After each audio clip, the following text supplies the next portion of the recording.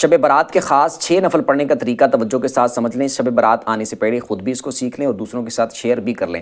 15 شعبان کی رات، شب برات کی جو رات ہوگی، جو وہ رات جب سٹارٹ ہوگی تو اس رات آپ نے مغرب کے بعد 6 نفل پڑھنے ہیں، 2 کر کے۔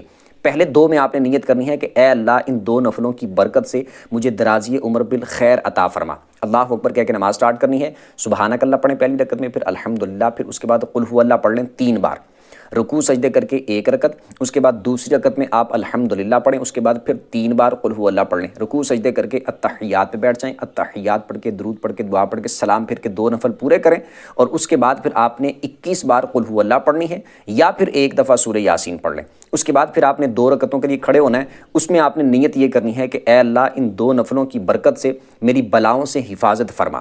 اس کے بعد آپ نے اسی طرح سیم جس طرح پہلے میں نے بتایا 2 نفل پڑھنے ہیں، سیم اسی طریقے کے مطابق۔ پھر یہ 2 پڑھنے کے بعد آپ نے پھر 21 دفعہ قل هو اللہ پڑھ لینی ہے، یا پھر 1 دفعہ سورہ یاسین پڑھ لینی۔ اس کے بعد پھر آپ نے 2 اور پڑھنے کے لیے کھڑے ہونا ہے، اس میں آپ نے نیت یہ کرنی ہے کہ اے اللہ ان 2 نفلوں کی برکت سے مجھے اپنے سوا کسی کا محتاج نہ کرنا۔